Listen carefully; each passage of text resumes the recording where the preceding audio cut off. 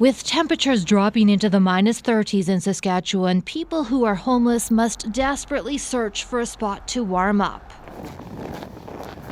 For some, the search is over. Every day, this housing support team makes its rounds, checking in on people who now have homes but are still getting used to it. Stephen Ledoux lived on the streets for years. He broke his neck in a construction accident and began drinking heavily. Hello! How's your morning? Pretty good so far. Ledoux says he used to spend his days digging in dumpsters and drinking with friends, often getting arrested. Drunk in public, drunk and disorderly, just staggering around the city. That all changed when he got accepted into the Housing First program 3 years ago. He says you can see the difference. Right here, a house.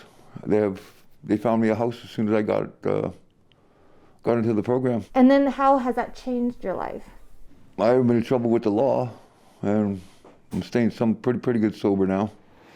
Over the past decade, Housing First programs have become common in Canadian cities, touted for their simple premise. So it doesn't matter if people are sober, it doesn't matter if they have bad records of tenancy, nothing matters. As long as they are homeless and in need of supports, we put that in place first, and then you can work on everything else after. Kendra Giles with Phoenix Residential Society runs the federally funded program in Regina. It has 30 clients. She says Housing First makes even more sense in a pandemic. You couldn't get a more perfect setup. Given that everyone has their own safe place to call home, people can actually be in a safe place to isolate, and then we can bring the supports to them. Her teams make more frequent visits now, delivering groceries, medication, and even alcohol. Depends what they like. Beer, vodka, whiskey, or wine. All safer than drinking mouthwash or hand sanitizer. Phoenix received more money from Ottawa this past year to expand its managed alcohol program. We got your beers here. Thank there you. you go. You're welcome. Thank you. 3 deliveries a day stops people from going to the bar or liquor store. Okay. Have a good day, Wilfred. Yeah. Bye-bye. Yeah.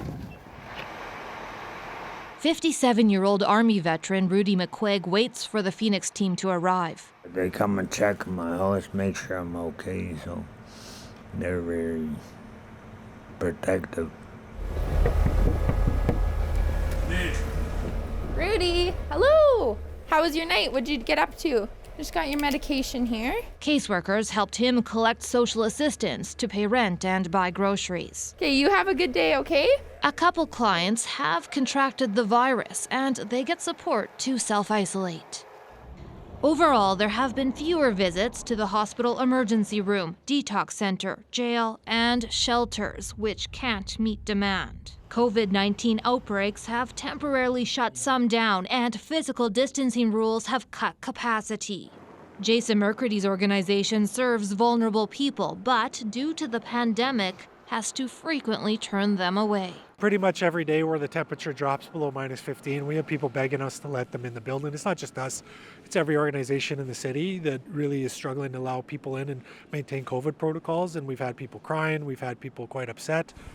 But for Stephen Ledoux, his biggest challenge now is boredom. The more you sit around, the more you want to drink. A Housing First social worker helped Ledoux get a cat, who he named COVID, to keep him company. So I just mainly stay home. And for that, Ledoux is proud of himself. When public health officials urge people to stay home, it's something he can finally do. Bonnie Allen, CBC News, Regina.